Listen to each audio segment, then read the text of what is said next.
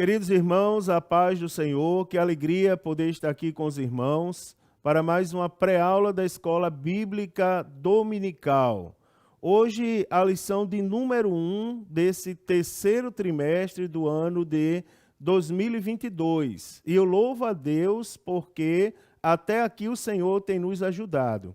Estamos então começando o novo trimestre. A lição bíblica para esse terceiro trimestre tem por título Os ataques contra a Igreja de Cristo, né? E o subtítulo As sutilezas de Satanás nestes dias que antecedem a volta de Jesus Cristo.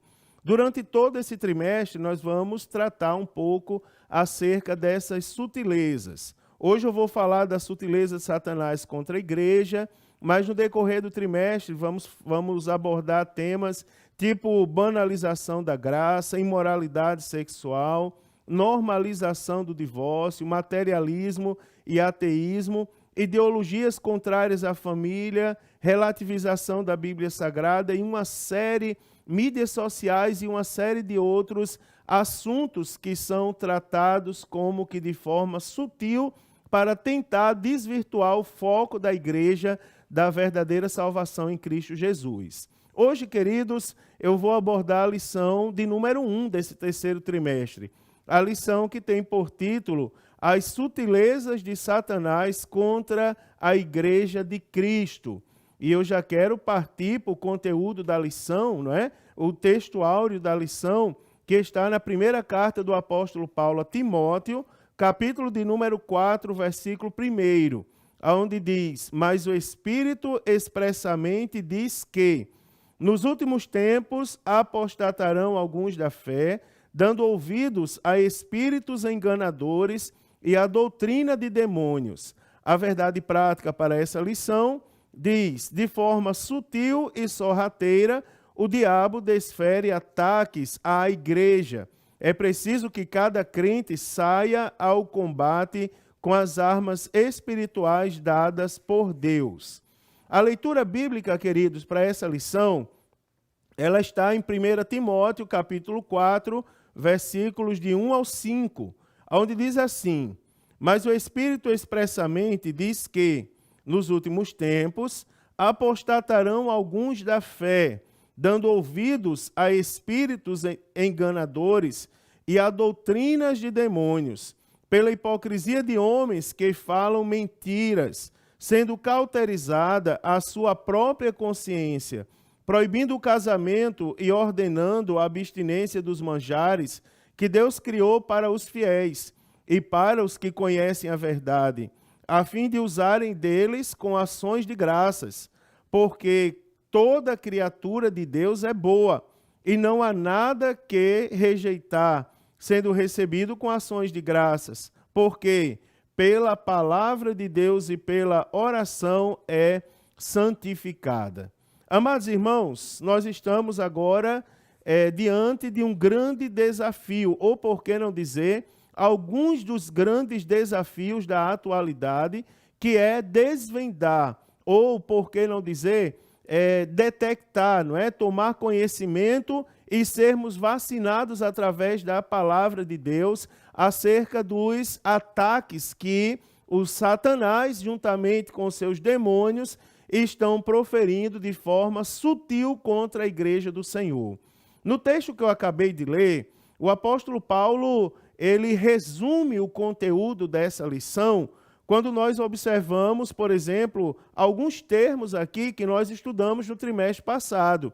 Vamos supor, ele faz menção aos últimos tempos, ele faz menção à apostasia, ele faz menção a espíritos enganadores, a hipocrisia de homens, não é, irmãos? A mente cauterizada, não é? E uma série de outros termos que são fundamentais para nós compreendermos esse assunto de maneira eficaz, ou seja, de maneira que nós aprendamos e possamos colocar em prática de maneira aceitável.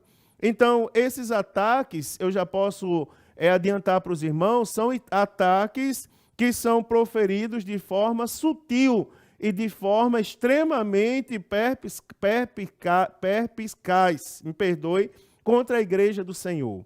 Os objetivos dessa lição são mostrar que a igreja está sob o ataque de Satanás, descrever a natureza do ataque, elencar as esferas do ataque e pontuar os instrumentos de proteção da igreja do Senhor, que a igreja do Senhor tem à sua disposição nos dias atuais, conforme nos deixou o Senhor Jesus. Então, amados irmãos, o que é que nós temos agora? Como motivação para essa lição, eu quero fazer algumas afirmações que, ao término dessa lição, nós podemos explicar de maneira mais detalhada e com as bases que nós obtivemos a partir do conteúdo que vai ser exposto a partir de agora. Primeira afirmação é, de tempos em tempos, ou seja, não é novidade ou não deveria ser novidade para a igreja do Senhor, e aí eu deixo como desafio esse não deveria ser, o Satanás, que é o nosso adversário, ele planeja ataques contra a igreja de Cristo. Eu vou adiantar para os irmãos, que os irmãos percebam que, como estamos tratando do mundo espiritual, você percebe que um ataque que sofremos aqui acontece da mesma maneira e no mesmo período ali, acontece da mesma maneira, no mesmo período, em outro lugar, de forma semelhante, ou seja, são as trevas se organizando para atacar a igreja de várias maneiras. Nesses últimos dias, irmãos, esses ataques, eles não são tão claros, eles não são perceptíveis, digamos, aos nossos sentidos. Então, nesses últimos dias, nós precisamos tomar cuidado com as sutilezas desses ataques, não é? E com a sedução desses ataques. Nós somos seduzidos a desvirtuarmos o nosso foco da verdadeira espiritualidade e cairmos nas armadilhas do inimigo. Infelizmente, a igreja, no sentido geral, é uma igreja santa, mas infelizmente há um número considerável de pessoas que, quando tomam conhecimento ou percebem esses ataques, elas já estão tão envolvidas com ele que não tem mais possibilidade alguma delas serem salvas, ou seja, já é tarde demais. Então, como eu já falei para os irmãos, nesse trimestre nós vamos estudar a respeito desses diversos ataques contra a verdadeira igreja do Senhor. Não é? Eu não estou falando de qualquer igreja, eu estou falando da igreja do Senhor, que é aquela igreja que o Senhor vem buscar quando ele voltar para levar para a eternidade juntamente com ele. Agora, por que que isso acontece? Por que que eu estou falando desses ataques? Isso acontece porque o Satanás, ele se opõe ao povo de Deus, e não é novidade, tá certo? É novidade para aquelas pessoas que não têm costume de manusear a palavra de Deus. Mas para quem manuseia, não é? Nós temos já a experiência bíblica ou a informação bíblica, conforme os relatos da palavra de Deus, que são ataques que vêm desde a antiga aliança. Não é? Então, fora do contexto bíblico, a igreja sempre, irmão, sempre experimentou oposição do diabo. Agora, tem uma coisa interessante, é que esses ataques não acontecem sempre da mesma maneira, com a mesma metodologia e com a mesma intensidade. Como eu já disse anteriormente, na maioria das vezes, atualmente, eles estão acontecendo de forma sutil e quase imperceptível, principalmente aqueles que não estão tão ligados diretamente com as coisas do céu, tá certo? Então eu quero falar para os irmãos, já que é a primeira lição, um pouco sobre o termo sutileza, pontuar alguns alertas de Deus para os dias atuais que nós estamos vivendo, também ver a natureza dos ataques e as estratégias que o inimigo está utilizando e também as armas espirituais que nós precisamos ter na nossa vida para vencermos esses ataques e continuarmos militantes e triunfantes na presença de Deus. Então, para começar de fato a lição agora, eu quero falar com os irmãos um pouco acerca do termo sutileza. O que vem a ser sutileza? Sutileza é um termo que nós vamos ouvir não é, no decorrer de todo esse trimestre, nos próximos 3 meses. Porque o tema da lição é a sutileza de tal assunto, a sutileza sobre tal assunto. Então é importante nessa primeira lição nós tomarmos conhecimento que sutileza é a característica ou o caráter, tá certo? Ou seja, a sutileza pode ser uma característica diz respeito a algo momentâneo e o caráter é algo que já está, digamos, entranhado, é algo que já é permanente. Então, sutileza pode ser algo temporário ou algo, não é, que já vem ali, digamos, completamente estabilizado.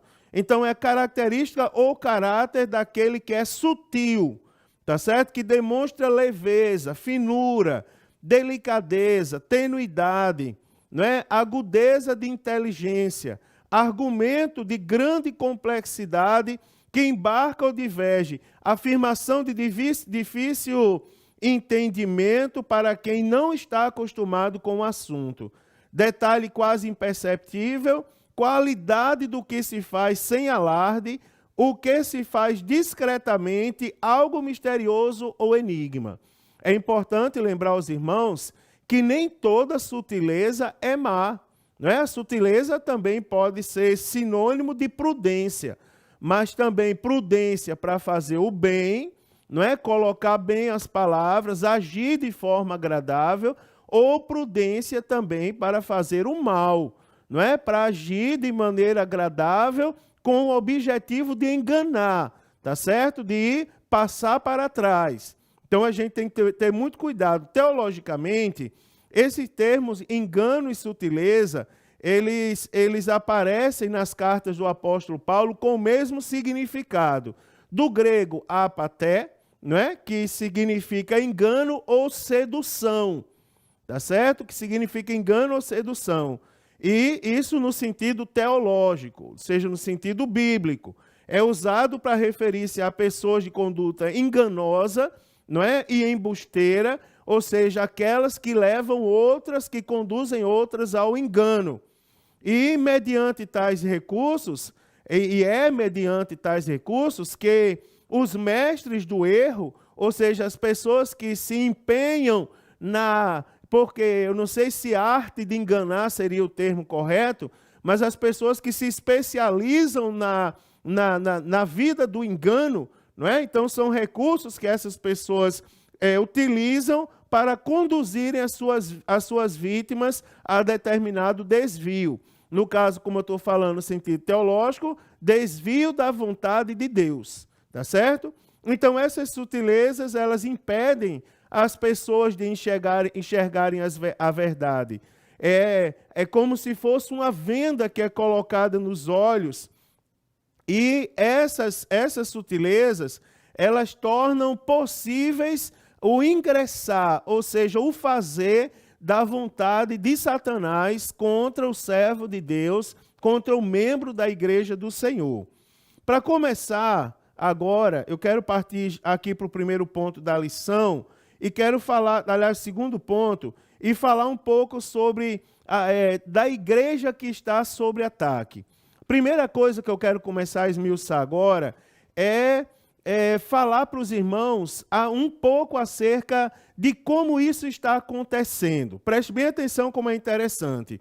É de fácil constatação a todos nós que somos membros da igreja do Senhor, e aí vale a pena lembrar aos irmãos que nós juntos, não é? Nós formamos a igreja de Cristo, tá certo? Lembrando aos irmãos que igreja é um termo no sentido coletivo, conjunto de pessoas que foram chamadas para fora.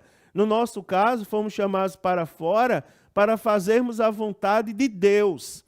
Então, nós somos a igreja. E na Bíblia Sagrada, nós aprendemos que a igreja ela é comparada a um corpo, onde nós somos membros do corpo e precisamos estar ligados uns com os outros, assim como o membro do corpo é ligado.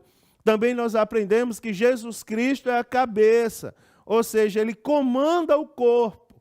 Não é? É importante lembrar disso porque sabendo dessa definição de igreja, lembrando que é igreja, nós podemos extrair as características da igreja. Nós precisamos saber quem nós somos, do que nós fazemos parte.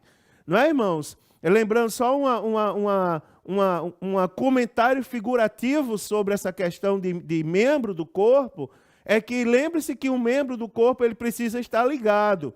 Um membro do corpo fora do corpo, ele não sobrevive. Mas também, se ele estiver dentro do corpo e não estiver ligado com os demais membros, ele também não sobrevive. Ele não recebe os nutrientes, a irrigação sanguínea, e ele também vai falecer, tá certo? Então, é de fácil constatação, irmãos, a oposição sistematizada que os cristãos estão sofrendo de forma cada vez mais acentuada à medida que se aproxima a volta do Senhor Jesus. Você imagina, em anos passados, os ataques contra a igreja, eles eram feitos através de conflitos bélicos, não é? Era feito através dos exércitos. Você imagina, irmãos, que na época de determinado imperador romano, você imagina que os cristãos eram chamados de canibais e perseguidos e maltratados, encarcerados e mortos, porque eram acusados de comer o corpo de Cristo. Você imagina, não é? De se apropriar do corpo de Cristo, eram chamados de canibais por isso. Hoje em dia, irmãos, não é? Isso não ocorre dessa maneira. Hoje em dia, a sutileza, o ataque é tão sutil que ele está acontecendo com a normatização de comportamentos e práticas que são contrários à nossa fé. Então, como nós detectarmos a sutileza dos ataques dos dias atuais? O termômetro está em nossas mãos, é a palavra de Deus, não é, irmãos?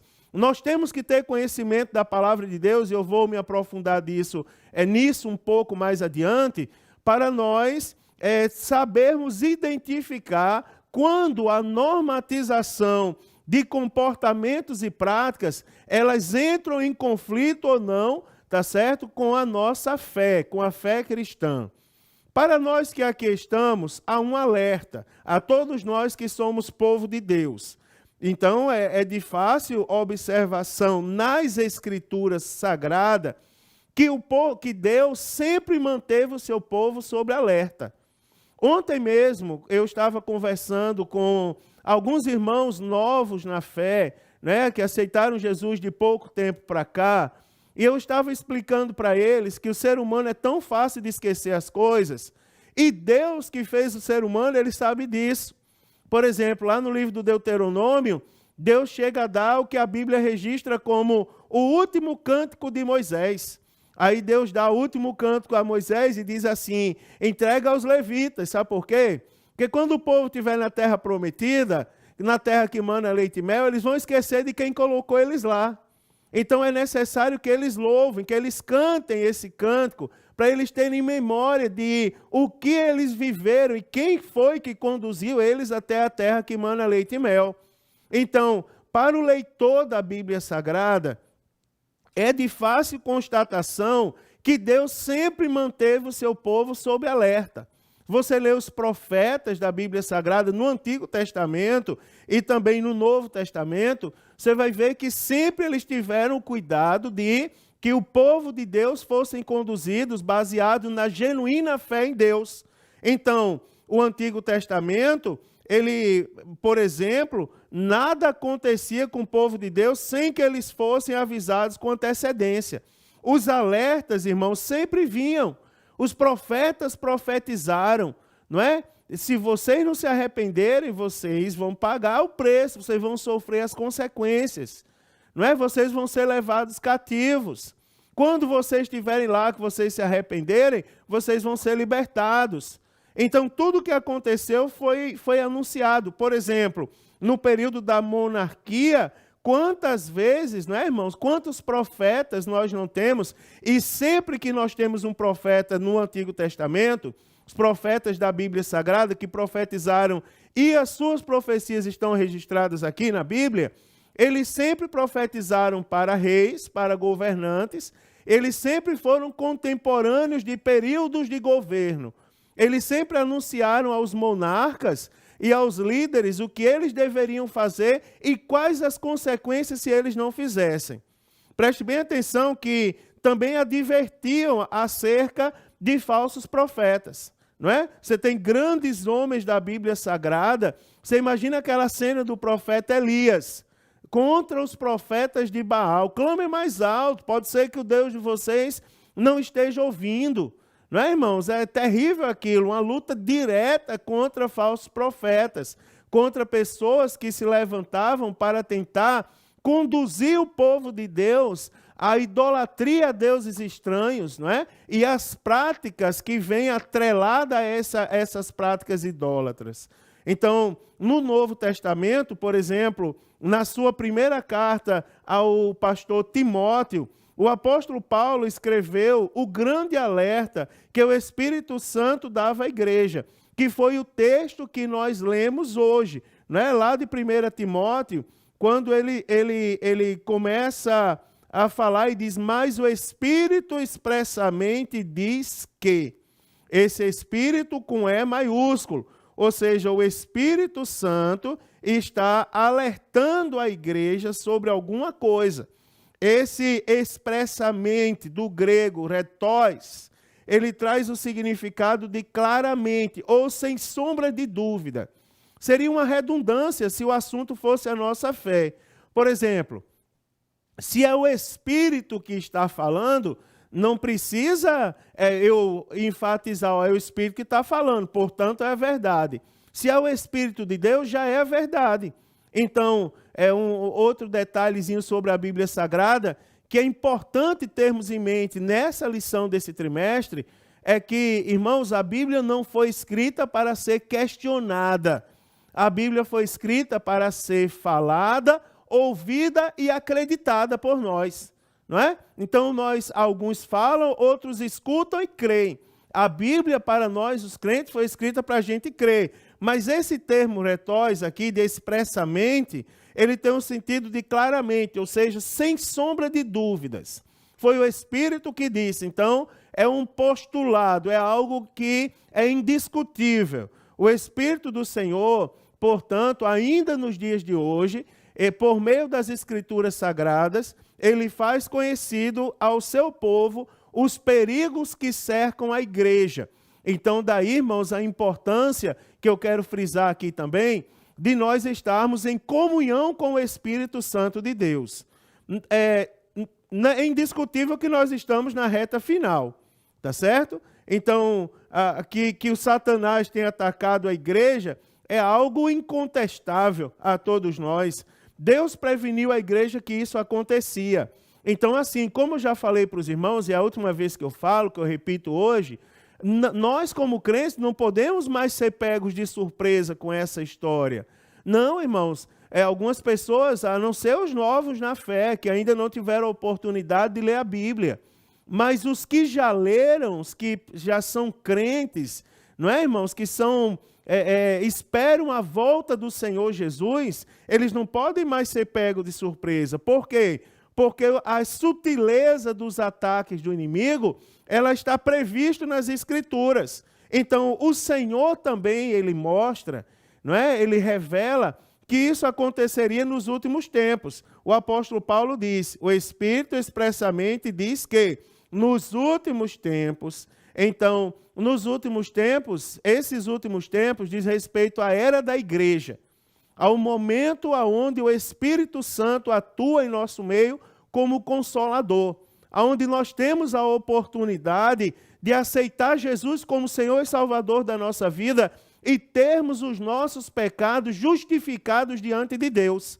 Então, queridos, a precisão, você observa que o apóstolo Pedro, ele disse também que o derramamento do Espírito fazia parte dos últimos dias, não é? E de forma semelhante, o apóstolo Paulo disse como os homens se comportariam nos últimos dias, não é? Então, a precisão com que foram descritos os ataques sutis de Satanás contra a igreja não diz referência ao dia e nem à hora. E como não diz referência ao dia nem à hora, deve servir de alerta a todos nós. Nós não sabemos, né, irmãos, quando vai acontecer. Agora acredite que a todo momento Satanás está querendo tirar a nossa atenção das coisas do céu. Tá certo? Ontem também eu comentei com os irmãos alguma coisa sobre isso, quando eu disse para eles o seguinte: olhe, vocês venceram esse ataque do adversário. Vocês foram capazes de discernir que era algo espiritual. Agora vocês orem e vigiem e leiam a palavra de Deus, porque vocês venceram esse, mas virão outros. Enquanto estivermos aqui, estamos sob ataque. Então você observa, se o apóstolo Paulo, que viveu, irmãos, há mais de 2000 anos, ele chegou a citar os seus dias, quando ele escreveu a Timóteo, chamou de últimos dias, o que dirá nós, irmãos, que estamos vivendo agora? Ou não estamos nós na reta final? Ou não estamos nós, irmãos, no momento de nós corrermos e nos apegarmos com o nosso Deus para não sermos tomados por essas coisas ruins? Preste atenção que o Senhor nos deixou alguns alertas. O apóstolo Paulo, extremamente inspirado pelo Espírito Santo de Deus, ele fez alguns alertas ao pastor Timóteo sobre os últimos dias. Dias difíceis para a igreja, não é, irmãos? Além disso, esses dias seriam marcados por grandes mudanças na sociedade e acreditem, particularmente, no que diz respeito àqueles que professam a fé em Cristo. Eu quero destacar aqui para os irmãos 4 marcas, não é, deste tempo que o apóstolo Paulo disse que nós vivenciaríamos agora nos últimos dias. Preste atenção, primeiro ataque, não é? O primeiro alerta para os últimos dias. O primeiro alerta diz respeito à apostasia. E eu quero lembrar a você o significado de apostasia, do grego, apostasis, tá certo? Que significa o abandono premeditado e consciente da fé cristã. Ou seja, alguém que planeja e de forma consciente se desvia da fé em Deus. Terrível, irmãos. O termo apistemi é definido como apartar, decair, desertar, retirar, rebelião, abandonar, afastar-se daquilo que antes estava ligado. Apostasia é o desvio total de parte ou da totalidade dos ensinos de Cristo e também dos ensinos apostólicos. Veja como nós temos que vigiar para nós não apostatarmos da nossa fé. Irmãos, quer ver uma coisa? Eu vou só abrir mais um parênteses, porque a lição é boa, o assunto é bom, e ele faz a nossa mente funcionar de uma forma impressionante e aplicar ao nosso dia a dia. Por exemplo, o que vem à sua mente se alguém dá um chute na sua canela? Você imagina, alguém já topou em algum móvel em casa? Você vai andando e dá aquela topada, e dá aquela dor na canela, ou então no dedo mindinho do pé. Imagine quando isso acontece de forma, digamos, sem ser premeditada. De repente aconteceu. Você dá um glória a Deus, né, irmão? Glória a Deus, porque a minha canela está doendo. E quando alguém chuta, você também faz isso? Porque a grande questão dessas coisas, você imagina que a nossa luta não é contra a carne nem contra o sangue. A nossa luta é espiritual. Você observa que a guerra está aqui, ó. Está no nosso, não é, irmão? Na nossa ligação direta com Deus.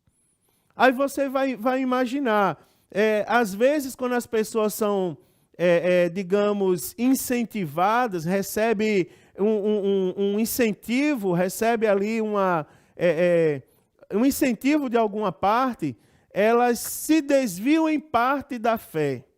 Você imagina que algumas pessoas agridem Deus. Se você ler Malaquias, você vai entender como que nós podemos agredir Deus com palavras. Por exemplo, aí lá em Malaquias diz que algumas pessoas dizem, vejam os ímpios como eles prosperam, e nós que servimos a Deus não prosperamos. Como que pode agredir Deus com palavra? Dessa maneira, quando você blasfema contra Deus e em parte você se desvia conscientemente da fé em Cristo. Agora, a apostasia pode ser o desvio de parte ou da totalidade dos ensinos de Cristo e também dos ensinos apostólicos. Então, irmãos, nesses últimos dias, você imagina, falando no sentido espiritual, você imagina que, aliás, continuando no sentido espiritual, você imagina que, infelizmente, nós temos falsos obreiros surgindo todos os dias, e esses falsos obreiros são aqueles que apresentam uma salvação de forma fácil, não é? Uma graça divina sem valor. Por exemplo, uma graça que não exige mais arrependimento de pecado, não é, irmãos? Por exemplo, aquela graça que não exige mais separação da imoralidade, que não exige mais lealdade a Deus e os padrões de Deus em conformidade com a Bíblia Sagrada. Tenha cuidado, irmãos, com os apóstatas, né? Os falsos evangelhos voltados com essas características que eu falei, geralmente são evangelhos que são pregados e dizem respeito a interesses humanos e não a interesses de Deus, necessidades de alvos egoístas, não é, que buscam popularidade por causa da sua mensagem fácil e agradável, no lugar de buscar a glória do Deus genuíno. A segunda coisa, o segundo alerta, são os sermões, são as falsas doutrinas, que têm origem humana e têm origem demoníaca. Vou voltar à escola dominical, não é? Vou voltar ao discipulado, para mostrar aos irmãos lembrar aos irmãos que a profecia, ela pode ter 3 fontes. A profecia pode ser de Deus, mas ela também pode ser oriunda do espírito do homem ou de espíritos malignos. O alerta que eu estou fazendo agora é de falsas doutrinas, não é, que surgem a partir do espírito humano e do espírito de Deus. Irmãos, como pastor pentecostal, eu quero dizer a vocês que se nós estivermos ligados com o Espírito Santo de Deus, o Espírito Santo de Deus vai nos fazer sentir. E o dom de discernimento é um dom do Espírito. E nós temos que pedir ao Espírito Santo que acrescente na nossa vida o dom do discernimento de espíritos diariamente. Porque é um dom, é algo sobrenatural que é acrescentado na nossa vida. Não é, irmãos? A falha dos apóstatas é devida, irmão, a aborrecerem espírito enganadores e a ensinos demoníacos. Tá certo? Em outras palavras, detecta nela as estratagemas maléficas de Satanás e de seus aliados, assim como discernir a sua influência operante na oposição às igrejas e, de modo igual, irmãos, na resistência que os homens opõem à verdade. Então, nós temos que esses demônios, eles empregam agentes humanos. Mais à frente eu vou mostrar aos irmãos. Eles podem empregar agentes humanos de forma consciente ou inconsciente. Quer ver uma coisa? Eu vou falar para você. Tem pessoas que elas são tão inocentes. Agora, a inocência nesse caso é um perigo também. Porque a Bíblia diz assim, que muitos pecam por não conhecerem a verdade. Ou seja, o não conhecimento da Bíblia leva o homem a pecar, por exemplo, a ser enganado. Então é um engano por ignorância. É algo que não deveria acontecer, mas infelizmente acontece porque alguns não têm prazer na lei do Senhor. E também o engano, ele pode ser de forma consciente. Vocês acreditam que tem pessoas que elas acreditam que elas são Jesus? Tem pessoas que acreditam que são anjos do céu. Eu conheço pessoas, eu já comuniquei com pessoas, já tive contato com pessoas que elas acreditam, elas chegam para você e dizem, eu vim do céu. Não é? Tem pessoas que dizem, eu vi Deus face a face. Mas Deus é espírito. E a Bíblia diz que ele nunca foi visto por ninguém, mas aquelas pessoas juram ter visto. Não é, irmãos? Às vezes não, por conhecimento, por falta de conhecimento da Bíblia Sagrada. E daí pode surgir uma falsa doutrina, fruto da inobservância da palavra de Deus e suas verdades. São pessoas que têm cauterizadas a sua própria consciência, como o texto que nós lemos hoje fala. Também eu quero destacar a hipocrisia como alerta, não é? A hipocrisia, ou seja, aquelas pessoas que falam mentiras, aquelas pessoas que não são honestas, são aquelas pessoas que pregam uma coisa, mas elas praticam outra, tá certo? Elas dizem a seus discípulos o que fazer, mas eles próprios não fazem o que dizem. Não é, irmãos? Satanás, ele trabalha através da hipocrisia, tá certo? Dos que falam mentiras. Ou seja, são pessoas enganadoras. Uma das características do verdadeiro servo de Deus, irmãos, é a sua busca constante pela honestidade e integridade. Ou seja, ele pratica o que ele prega. Preste atenção que quando a gente diz isso, sempre surgem pessoas e dizem, mas vocês são perfeitos? Vocês não erram? Olha, irmão, não estou falando de pessoas absolutamente perfeitas, mas eu estou falando de pessoas que buscam incessantemente serem obedientes da palavra de Deus. Já ontem também, uma nova convertida disse a mim, pastor, se Jesus morreu pelos pecados da humanidade, por que existe pecado na humanidade? E eu disse para ela, minha filha, excelente pergunta sua. Preste bem atenção que se Deus não tivesse dado o livre-arbítrio ao homem, nós não estaríamos vivos. O livre-arbítrio ele está diretamente ligado à capacidade do homem viver. E Deus colocou a escolha. Os que seguem a Jesus serão salvos, os que não seguem já estão condenados. Então o homem escolhe o seu caminho. O que escolhe a vida de pecado, a Bíblia diz que o salário do pecado é a morte. O que escolhe Jesus Cristo, a Bíblia diz que o dom gratuito é Jesus Cristo. Né? A salvação é um dom gratuito, ela vem por meio de Jesus. Os que estão em Cristo não são seres perfeitos, mas eles estão buscando, irmãos, eles estão lutando para obedecerem a palavra de Deus. E cá para nós, isso é uma característica de um verdadeiro servo de Deus. Ele procura manter a boa consciência sempre, tá certo? Ele não cai nos ardis da hipocrisia. E o quarto alerta são as pessoas que têm consciências cauterizadas. Né, irmãos? São indivíduos que estão tão cegos pela incredulidade, eles estão tão seduzidos pela incredulidade, pela inobservância dos estatutos de Deus, que são tão endurecidos de coração que a consciência não é mais capaz de exercer suas funções designadas. O apóstolo Paulo, ele descreve na Bíblia Sagrada, lá em Efésios capítulo 4, versículo 19, ele diz que uma pessoa nessa condição moral é semelhante a uma que perdeu todo o sentimento, ou seja, está no estágio de dormência. Por que não dizer que o apóstolo Paulo passou por isso? Não é, irmãos? O apóstolo Paulo era um conhecedor da lei, mas ele saiu com carta de recomendação para maltratar os cristãos. Até ter o encontro verdadeiro com Cristo, não é? E sua mente ser aberta, seus olhos serem abertos, os olhos físicos e também os olhos espirituais. E ele passar a enxergar como um crente, como um cristão genuíno deve se comportar diante do Senhor. Preste atenção que é importante nós sabermos também, irmãos, sobre a natureza do ataque.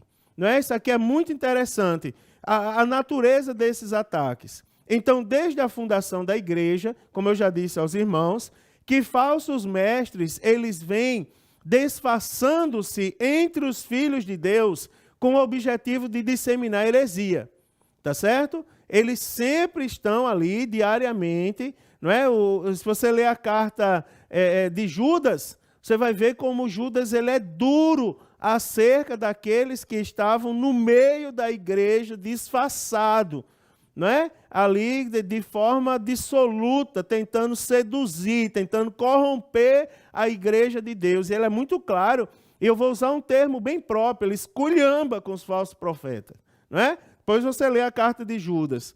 Então Jesus disse que os mestres do erro, ou seja, os enganadores, eles se apresentariam vestidos de ovelha, mas interiormente como lobo devoradores. Né, irmãos? Então a Bíblia classifica como falsos apóstolos, não é? Ou obreiros fraudulentos.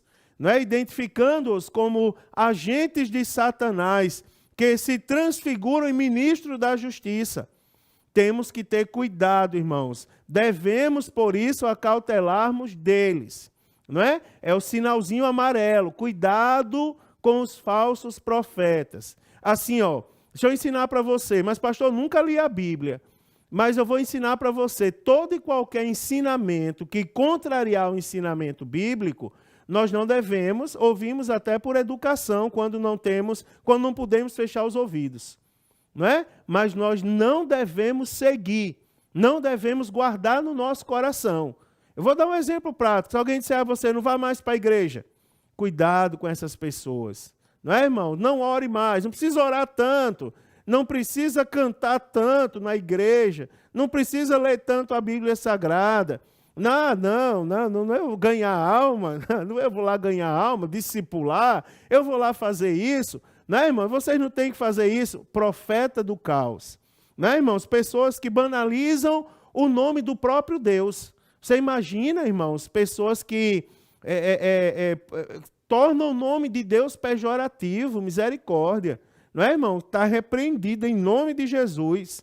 Preste atenção que o apóstolo Paulo, ele deixa claro que a batalha na vida de todos nós que somos cristãos, elas não são empreendidas contra forças terrestres, não é? O apóstolo Paulo, ele diz lá em Efésios 6:12, que a nossa luta não é contra a carne e contra a sangue, tá certo? Então, se tratasse disso, nós iríamos dedicar a nossa vida de fé a fazer exercício físico. Quanto mais forte, a gente derrotaria mais o inimigo, bateria mais nele. Só que não é assim. Antes de falar contra quem devemos lutar, o apóstolo Paulo, ele decreta contra quem não é a nossa luta. Não é, irmãos? Isso é muito interessante. Olha só, o apóstolo Paulo declara enfaticamente que essa batalha não é física, ela é espiritual. Uma vez alguém me perguntou, pastor, como eu devo me comportar? Eu disse, dobre o joelho e ore.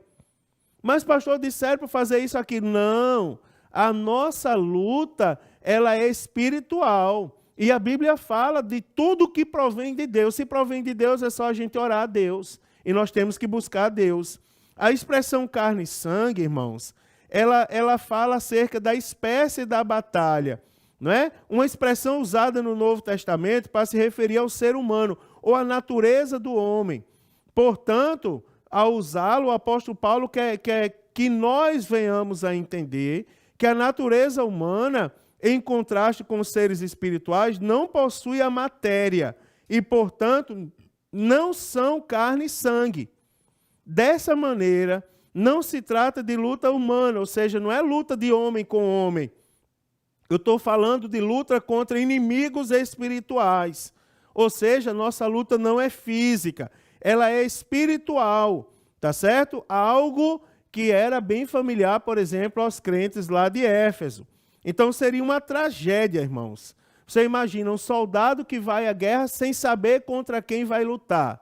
Vai no escuro. Você imagina que um soldado que é treinado para lutar num campo urbano, de repente ele tem que lutar num ambiente de floresta. Não é? Porque ele não sabia onde ele ia lutar, ele não teve o conhecimento do campo de batalha. Então, o conhecimento do campo de batalha é algo que faz parte da guerra, faz parte da luta.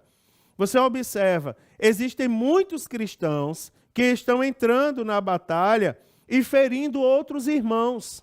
Você imagina, irmãos, estão atingindo outros irmãos com seus torpedos, com suas armas, no lugar de atingir o arraial do inimigo.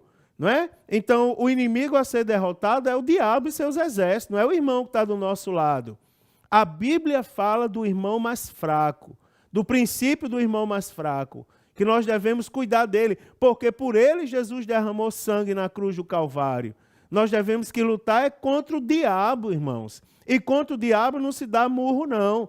Contra o diabo se ora, se jejua, se lê a palavra de Deus. Não é? Você imagina que tem muitos lugares que estão indo no sentido contrário ao que Deus manda. Quando Deus diz assim, vamos lutar, irmãos, com as armaduras espirituais, com as armas espirituais, não é? Aí algumas pessoas vestem a armadura de Saul e acham que aquilo ali é suficiente para derrotar o gigante. Certa vez dirigia a mocidade, em determinada época da minha vida cristã, era líder da mocidade, e eu lembro que num culto de mocidade, teve um rapaz que a gente lutou por ele aceitou Jesus, Deus abençoou a vida dele, e nós apresentamos ele no culto. Né? O irmão estava apresentou e a gente fez uma festa, o rapaz chorou, se abraçou. Ele ali aceitou Jesus, vivia uma vida dissoluta, irmãos, mas aceitou Jesus. A mãe desse rapaz não gostou. E quando ela teve a oportunidade ao microfone da igreja, ela disse assim, irmão, eu louvo a Deus, que quiserem envergonhar o meu filho, acho que ela não orou, né? É o tipo da pessoa que quer lutar, e é um exemplo do que nós temos hoje. Não é? Na maioria dos casos, muitas vezes. Tentaram envergonhar o meu filho, dizendo que ele estava desviado. Mas eu louvo a Deus que hoje eu dei uma tapa na cara do inimigo. Foi o termo que ela usou.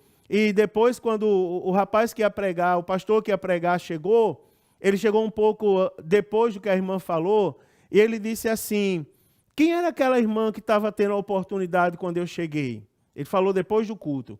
E a gente explicou, é uma irmã da igreja e tal. Ele disse, pois é, Deus me deu uma visão de uma mão bem feia aparecendo e batendo no rosto dela. Porque você imagina, não é? As músicas aí, pisa na cabeça do diabo e não sei o quê, e chuta, e sacode, e faz aquilo, leva as pessoas a se acharem tão poderosas a ponto de não lutarem mais com as armas espirituais. Mas a nossa luta não é contra carne e sangue, é contra principados, potestades, hostes do mal. Não é, irmãos? Você nunca pensou por que a nossa luta é espiritual? A escola dominical responde. Não é, irmãos? É espiritual porque o espírito é a parte do homem que se comunica com Deus. Por que a nossa luta é espiritual? Porque o outro lado a todo instante quer impedir que a gente fale com Deus. Então ele quer atingir o nosso espírito. Através dos sentimentos, do corpo, ele quer atingir o nosso espírito, que é a parte que se comunica com Deus. Não é? A gente não diz orando em espírito. Por quê? Porque é a parte do homem que fala com Deus, louvando em espírito, né? Guerra espiritual, ou seja, a nossa luta é espiritual. Então, não tem dúvidas, irmãos, que aqui a referência é em relação aos espíritos maus, não é? E isso revela a natureza dos envolvidos nos ataques que são feitos à igreja. Os maiores inimigos da igreja são seres sobrenaturais. E, nesse sentido, nós podemos dizer que a natureza desse ataque é espiritual. De fato, né, irmãos?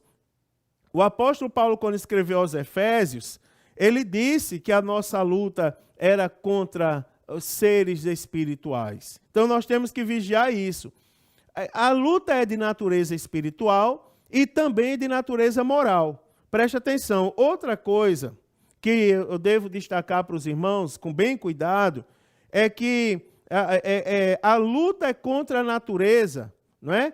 Deve ser levado bem em consideração a natureza, a sutileza do diabo, quando a questão são a área moral, está na área moral. O apóstolo Paulo ele faz referência a pessoas que se comportam de forma hipócrita, a pessoas mentirosas, ou seja, ele está fazendo menção à moralidade, não é? A comportamentos que dizem respeito à esfera moral. Então, na verdade, a hipocrisia e a mentira são manifestações inversas das virtudes morais cristãs, da autenticidade e da verdade. Não é, irmãos? Então, nós temos que cuidar também, porque há uma luta para que a nossa moralidade seja atingida.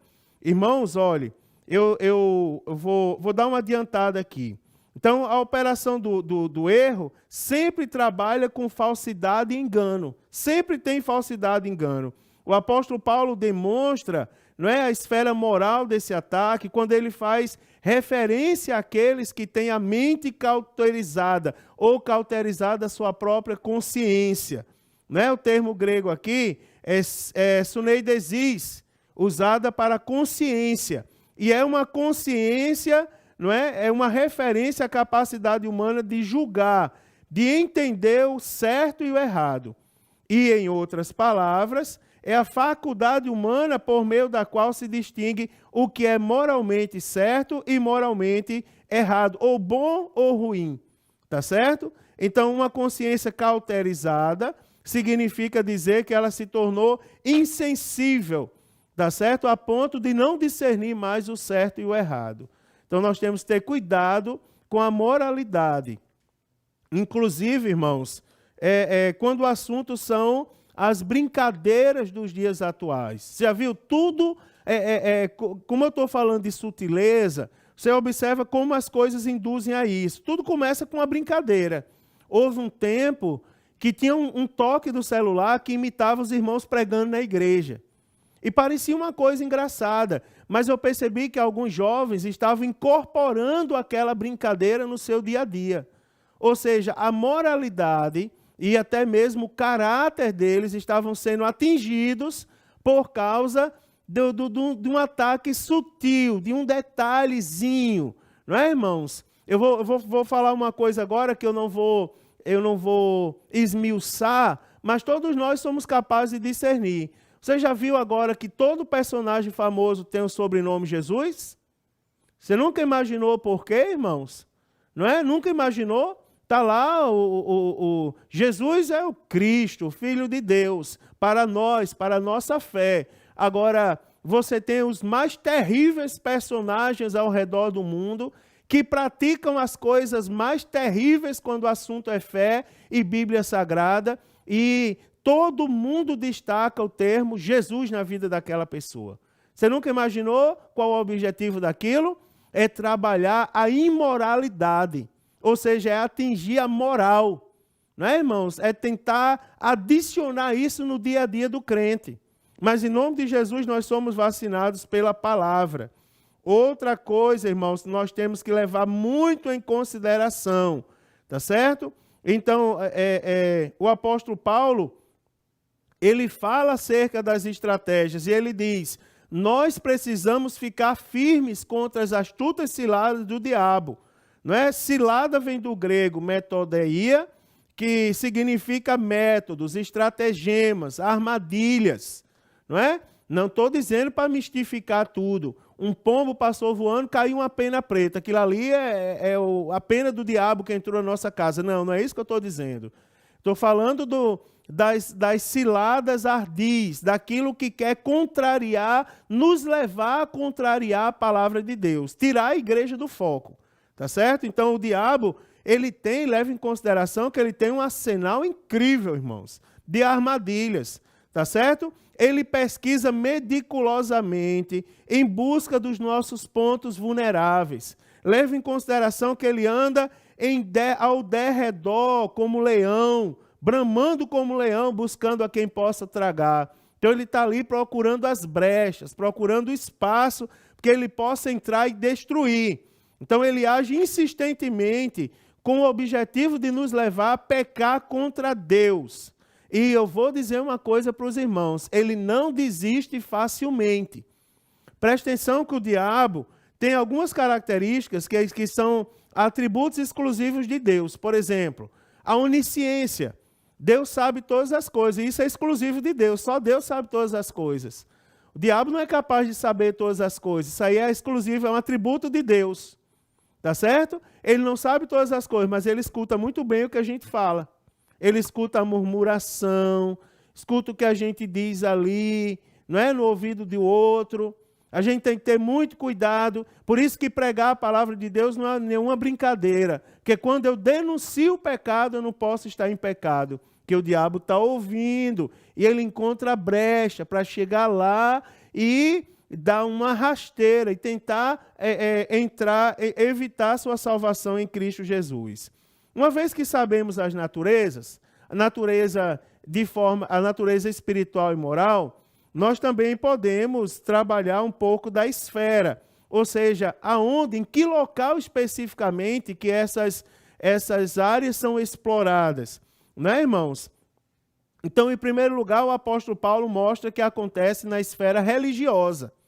Por isso que a gente frisa muito exemplos na igreja, não é? Acontece na igreja com I maiúsculo, na igreja de Cristo, na igreja que vai morar no céu. Então, isso fica claro que quando Paulo diz que apostatarão alguns da fé, não há dúvidas que ele está se referindo a cristãos professos, não é? Que não foram capazes de resistir ao ataque do diabo, caíram na sedução do diabo. Você imagina, o diabo não vai destruir uma igreja que não tem compromisso com Deus. Ele vai tentar destruir a igreja que tem compromisso com Deus. Aí diz, mas a igreja tal, ninguém vê escândalo, não é? Ah, mas também, cadê o compromisso com Deus? Agora, eu vou dizer uma coisa, na minha, dele está lá ao redor, procurando todo instante, nós precisamos vigiar, porque nós ainda pregamos a genuína palavra de Deus. Agora eu vou dizer que não há dúvida que, quando o apóstolo Paulo diz apostatarão alguns da fé, ele está falando dos domésticos da fé, dos que caíram na sedução do diabo. Agora tem um detalhe, e o pior, não só caíram numa sedução momentânea, mas passaram a trabalhar a serviço dele. Então aqui, os principais inimigos do evangelho não são aqueles de fora, são aqueles de dentro. São aqueles que estão dentro da igreja.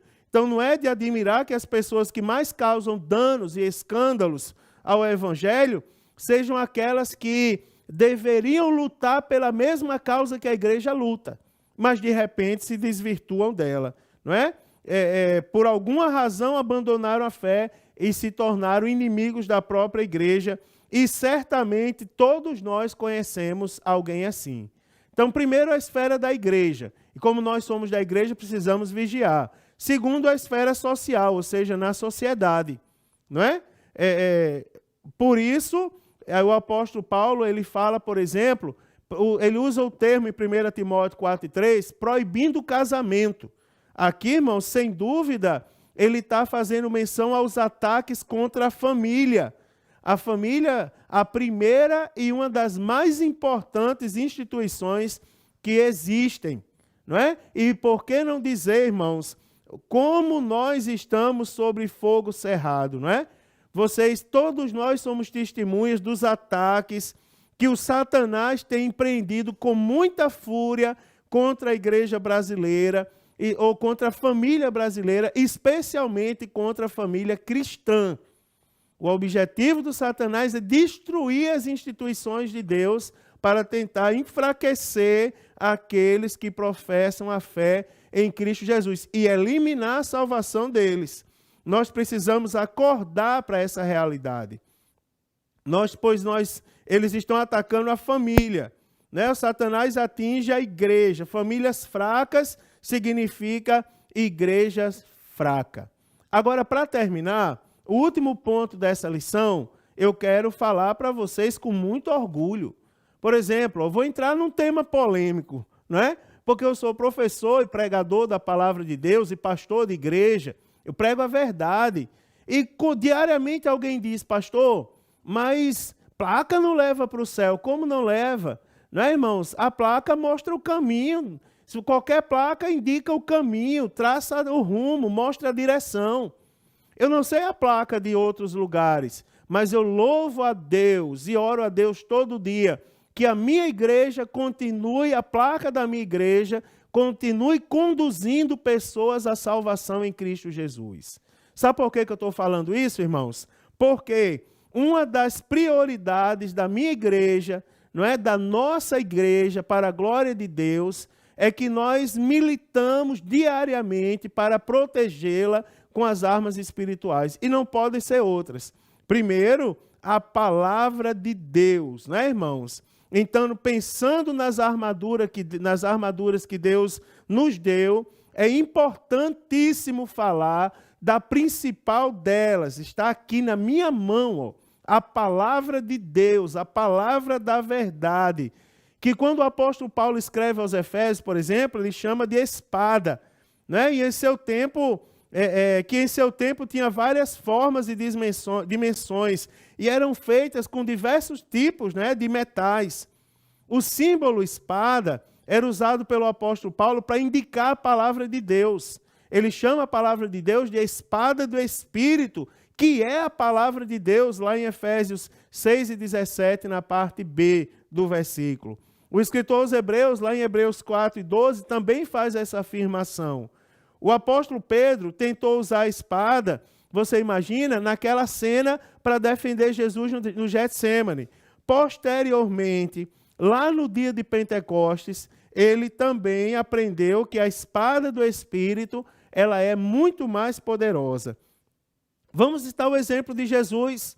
Por exemplo, quando foi tentado no deserto, como que ele venceu? Ele venceu, derrotou o inimigo através da espada do Espírito. Moisés, o servo do Senhor, também tentou conquistar pela espada, né, irmão? Lá em Êxodo 2, do versículo 11 ao 15, mas descobriu que a palavra de Deus por si própria, ela é mais do que suficiente para derrotar o Egito e as suas seduções. Então, o apóstolo Paulo, ele tenta nos mostrar que a palavra de Deus, ela possui poder santificador. É um antídoto que nós precisamos tomar, irmãos, não é? Contra o culto falso, qualquer tipo de culto falso que o diabo tente colocar diante de nós. Vale a pena lembrar que toda espécie de culto que é aceito por Deus está escrito na palavra de Deus, não é? Então, sem essa palavra, nós estaríamos desarmados. Quer ver uma das grandes estratégias do maligno? É tentar convencer os crentes que eles não precisam ler a palavra de Deus. E pasmem, eu ouvi um pastor falar, eu não tenho a fonte da pesquisa, tá certo? Mas eu ouvi um pastor falar que de 90% a 97% dos cristãos nunca leram a palavra de Deus. E se nunca leram a palavra de Deus, significa que estão mais do que vulneráveis, não é, irmãos? Aos ardis, à sutileza dos dias atuais contra a igreja. Eu trouxe aqui com muito orgulho para mostrar aos irmãos na aula de hoje. Aqui está, para dar essa aula, eu não teria autoridade para ministrar se eu não trouxesse o meu certificado do ano de 2021. Não é? Aqui é o certificado entregue, não é, irmãos? Certificando por instituições nacionalmente reconhecidas a 44ª leitura da Palavra de Deus para a glória de Deus. E eu digo a vocês, em 2022, eu já terminei de ler a Bíblia agora no início de junho, e já estou lendo para a glória de Deus pela segunda vez no ano de 2022. Agora, quando chegar no final do ano, eu espero receber o certificado pela 46ª leitura da Palavra de Deus. Você acredita que tem pessoas que dizem assim, é possível um cristão ler a Palavra de Deus? Meu filho tem 11 anos de idade, está lendo pela 4ª vez. Você acredita que tem pessoas com 30 anos de fé que nunca leu um capítulo da Bíblia Sagrada? Eu vou resumir para você como é que você faz. Leia 3 capítulos da Bíblia por dia. Em um ano você leu a Bíblia toda.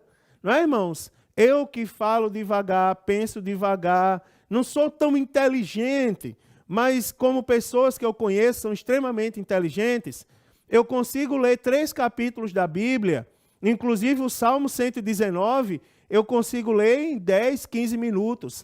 O que é 10, 15 minutos para dedicar à leitura diária da Bíblia Sagrada? A leitura tem que estar na nossa vida de forma sistemática. Não é? Nós temos todos os dias ter a missão de ler a Bíblia Sagrada, sistematicamente, regularmente.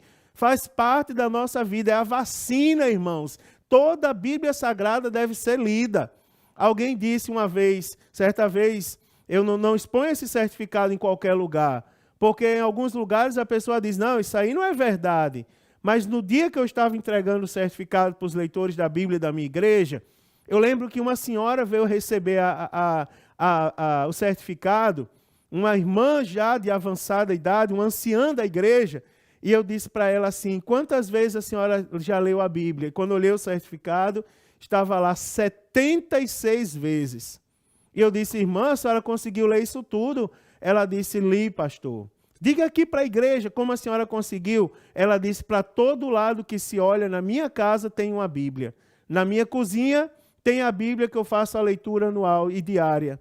Na minha sala tem uma Bíblia marcada, que quando eu estou lá eu faço a leitura. No meu quarto, na lavanderia, em qualquer lugar que você chegar, tem uma Bíblia aberta onde você pode ler e tem o plano anual de leitura da Bíblia Sagrada. Além, irmãos, da Bíblia Sagrada, eu termino agora falando da oração. O cristão consegue se manter fiel, sendo bem-sucedido na resistência aos inimigos, quando ele permanece em oração. E a Bíblia diz, orai sem cessar. O apóstolo Paulo, escrevendo aos Efésios, ele diz, orando em todo tempo. Né, irmãos? Essa expressão em todo tempo, traduzido do original, em panquikairó, que significa em todas as ocasiões, em todo tempo, ou seja, sempre, orando sempre. Né? As convocações para orar é seguida sempre de vigilância. Né? Então, quando o assunto é Bíblia Sagrada. Então, orando e vigiando nisso com toda perseverança e súplica por todos os santos. E essa combinação, irmãos, orar e vigiar, origina-se das palavras de Jesus aos seus discípulos. Você observa, quando Neemias estava restaurando os muros de Jerusalém, o inimigo tentava impedi-lo de realizar essa obra das mais diversas maneiras. Como foi que Neemias venceu, irmãos? Ele venceu da seguinte maneira: porém, nós oramos ao nosso Deus e, como proteção, pusemos guarda contra eles. Tá certo? As reuniões, infelizmente, segundo o autor da lição, as reuniões menos frequentadas das nossas igrejas ainda são as reuniões de oração. Mas eu louvo a Deus que o Senhor, Ele dá oportunidades como essas, lições como essas. Não é, irmãos? Nós precisamos cuidar para não sermos levados pelo adversário e suas sutilezas. Então eu vou orar, vou ler a palavra, vou buscar a Deus em oração. Instrumento do diabo não, eu sou vaso nas mãos do Senhor Jesus. Louvado seja o nome do Senhor. Persevere em oração, tá certo? Há um comentário sobre o círculo de oração. Historicamente, o círculo de oração, ele nasceu a partir de uma iniciativa de uma irmã chamada Albertina, da Assembleia de Deus de Pernambuco. A história registra isso muito bem. E em determinado momento, em uma das convenções gerais da nossa igreja, se instituiu o círculo de oração como trabalho oficial de oração das Assembleias de Deus. Aonde você vai, em qualquer Assembleia de Deus tem um círculo de oração. Qual era o objetivo? Que as esposas dos obreiros, na época, no formato original, se reunissem em círculo e buscassem poder de Deus sobre a igreja. Não é, irmãos? Glória a Deus por isso, que o tempo passou e hoje toda a igreja, homens, mulheres, jovens, crianças, adolescentes, anciãos, toda a faixa etária da igreja está envolvida no círculo de oração da igreja. E para concluir, irmãos, quando o superintendente perguntar o que você aprendeu hoje, você vai dizer: o diabo está atacando a igreja das formas mais sutis, algumas das quais eu nem tinha conhecimento, tá certo? Então é uma realidade que nós, cristãos, precisamos nos conscientizar e levar a sério, né, irmãos? E nós precisamos nos defendermos. Então, uma das coisas que faz parte do nosso mecanismo de defesa é conhecer a natureza desses ataques, as esferas, né, onde eles são empregadas, e se nos munirmos das armas espirituais para ganharmos essa guerra. Então, apesar dos ataques de Satanás contra os servos de Deus, nós temos em Cristo a graça necessária para resisti-lo. Aleluia! Não é? Certos que, em conservarmos a nossa vida diante do Senhor, o diabo não poderá nos vencer, irmãos. Antes, resistir ao diabo e ele fugirá de vós. Tá certo? lembre-se, tenha uma vida de oração, de leitura na palavra de Deus, para estar pronto a vencer essas lutas. E que o Senhor guarde a todos nós. Deus abençoe, queridos. Tenham uma excelente aula, tá certo? Uma excelente aula. Leia a sua lição, revise, escuta essa aula mais de uma vez e vá no domingo preparado para colaborar com o seu professor. Leve as suas dúvidas, as suas colocações para serem feitas de maneira oportuna e os professores se dediquem mais ao ensino e eu tenho certeza que a sua aula será uma bênção.